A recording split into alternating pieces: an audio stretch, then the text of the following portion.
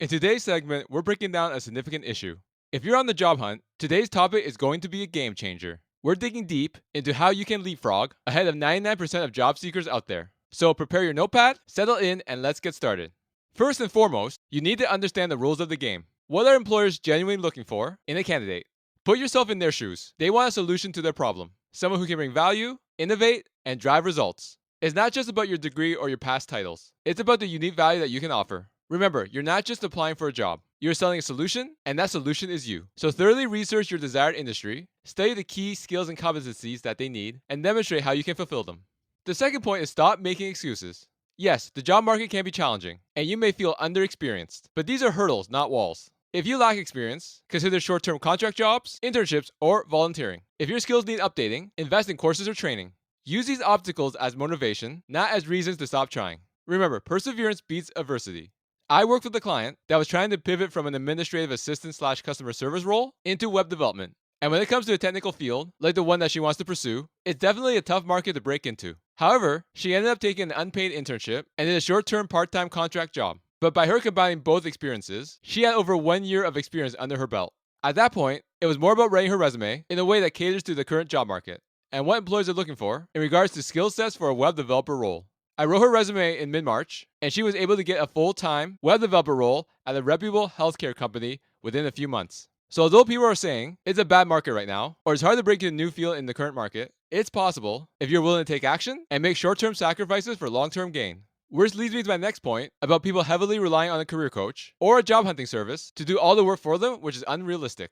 Coaches and services can provide valuable tools and strategies, but at the end of the day, it's you who needs to take action. I talked to a lot of professionals in my career coaching practice, and some of them would flat out ask me if I applied to jobs for them. At that point, I'm thinking, why don't I just do the interview for you? In fact, why don't I just work the job that you want? The reality of the situation is that most people are not willing to do the work in order to get their dream job. They'd rather hit easy apply on LinkedIn or DM recruiters on LinkedIn asking them for a job or asking them to review their resume or forward their resume to a hiring manager. If you want to succeed in your career, you need to be an active participant in your growth. And remember that worthwhile results always requires effort. There are no shortcuts to success. Speaking of LinkedIn Easy Apply, the fourth point I want to make is about working smarter, not harder. Mass applying to jobs is a time-consuming process that often yields disappointing results. It's more effective to apply to fewer positions, but to tailor your application to each one. Spend time researching the company, understand their culture, values, and what they specifically need in a candidate. And remember, networking can be a powerful tool. It's not only about job vacancies that you know about, but also about the ones you can discover through connections.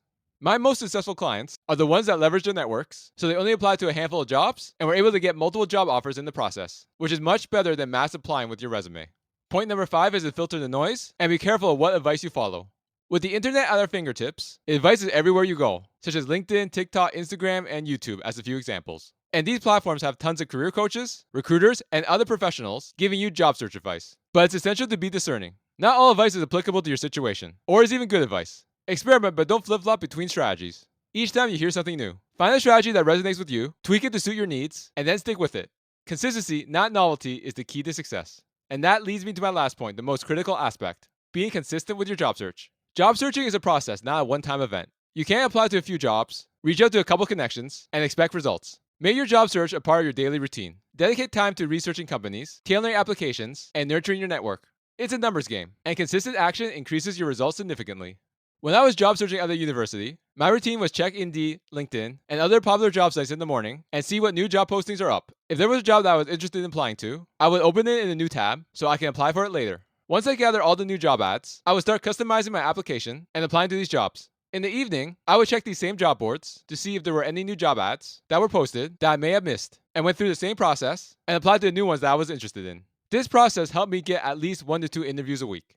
When I was making a career pivot, I was connecting with at least a few people a day on LinkedIn and generating a few networking conversations, which led me to making a successful career change without having to mass apply to jobs on job boards. I always say to people, if something isn't working, it's for 2 reasons. The first is that your strategy just does not work, and the second is that you haven't done it enough.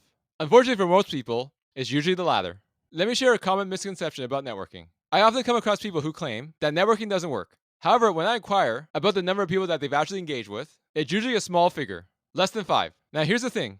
Earlier, I mentioned that networking was successful for me. That's because I wholeheartedly embraced it and proactively reached out to 100 professionals over the course of a couple months. So before you complain that networking doesn't work, ask yourself this. Have you truly explored its potential by connecting with at least 100 people? If not, it's time to level up your networking game. So there you have it. Incorporate these 6 principles in your job search, and you'll position yourself ahead of 99% of job seekers out there. The road to your dream job might be long and challenging, but with dedication, consistency, and smart strategies, you are sure to reach your destination. If you found this content helpful, make sure to like and subscribe, and I'll talk to you next time. Thank you so much for watching. For more content on careers, job search, and self-improvement, make sure to hit that subscribe button.